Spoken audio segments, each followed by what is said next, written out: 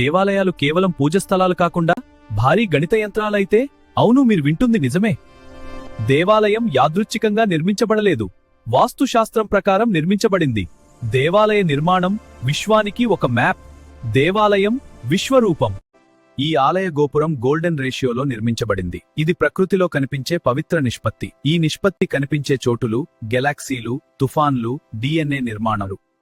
అంటే ప్రకృతి ఎక్కడైనా ఒకే గణితాన్ని ఉపయోగిస్తుంది. అదే గణితాన్ని మన పూర్వీకులు దేవాలయ నిర్మాణంలో ఉపయోగించారు దాదా. అందుకే ఈ ఆలయం చూసినప్పుడు మనకు సహజమైన అందం, సమతుల్యత అనిపిస్తుంది. ఇది కేవలం దేవాలయం కాదు, ప్రకృతి గణితంతో నిర్మించిన శిల్పం. ఈ గోపురాన్ని దగ్గరగా గమనించండి. వేలాది శిల్పాలు ఒకే ఆకారాన్ని చిన్నదిగా, ఇంకా చిన్నదిగా, మళ్లీ మళ్లీ పునరావృతం చేస్తాయి. ఇదే ఫ్రాక్టల్ జ్యామితి. ఫ్రాక్టల్ అంటే ఏమిటి? ఒకే నమూనా ఎంత చిన్నదైనా, ఎంత పెద్దదైనా అదే రూపం కొనసాగడం. ప్రకృతిలో కూడా ఇదే కనిపిస్తుంది. చెట్ల కొమ్మలు, మంచు పలకల ఆకారం, నదుల ప్రవాహ మార్గాలు, మేఘాల నిర్మాణం, ప్రకృతి ఎలా పెరుగుతుందో అదే విధంగా దేవాలయం నిర్మించబడింది. అందుకే ఈ గోపురాన్ని చూస్తే మనకు జీవంతో నిన్నట్టు అనిపిస్తుంది. ఇది కేవలం శిల్పకళ కాదు, అనంతాన్ని చూపించే గణితం.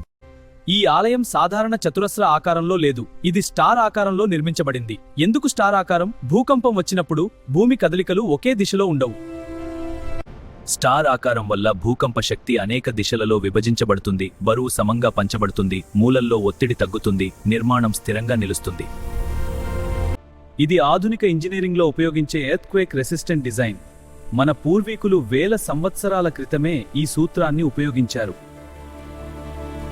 ఈ దేవాలయంలో ఒక అద్భుతం దాగి ఉంది. చిన్న రంధ్రం ద్వారా సూర్యకాంతి లోపలికి వస్తుంది. అప్పుడు ఎదురుగా ఉన్న గోడపై బయట ఉన్న గోపురం తలకిందులుగా కనిపిస్తుంది. ఇది ఎలా సాధ్యం? కాంతి ఎల్లప్పుడూ సూటిగా ప్రయాణిస్తుంది. చిన్న రంధ్రం ద్వారా ప్రవేశించిన కాంతి కిరణాలు ఒకదానిని ఒకటి దాటుకుంటాయి. అందుకే చిత్రం తలకిందులుగా ఏర్పడుతుంది. ఇదే పిన్హోల్ కెమెరా సూత్రం. ఇది ఆధునిక కెమెరాల ప్రాథమిక సూత్రం. కెమెరాలు కనిపించే ముందు ఈ సాంకేతికత దేవాలయంలోనే ఉంది. ఓం నమో నారాయణాయ. ఓం. దేవాలయంలో మంత్రాలు జపించినప్పుడు ఆ శబ్దం కేవలం వినిపించడమే కాదు, ఆ శబ్దం గోడలు, స్తంభాలు, పైకప్పు మీద తాకి మళ్లీ మళ్లీ ప్రతిధ్వనిస్తుంది. అప్పుడు ఏమవుతుంది? స్టాండింగ్ సౌండ్ వేవ్స్ ఏర్పడతాయి. ఆధునిక శాస్త్రంలో దీనిని సైమాటిక్స్ అంటారు. సైమాటిక్స్ అంటే శబ్దం వల్ల జ్యామితి ఆకారాలు ఏర్పడటం. ప్రాచీన దేవాలయాలు శాస్త్రం మరియు ఆధ్యాత్మికత మధ్య వంతెనలు. మన పూర్వీకులు దేవాలయాలు మాత్రమే కాదు, విశ్వాన్ని అర్థం చేసుకున్నారు.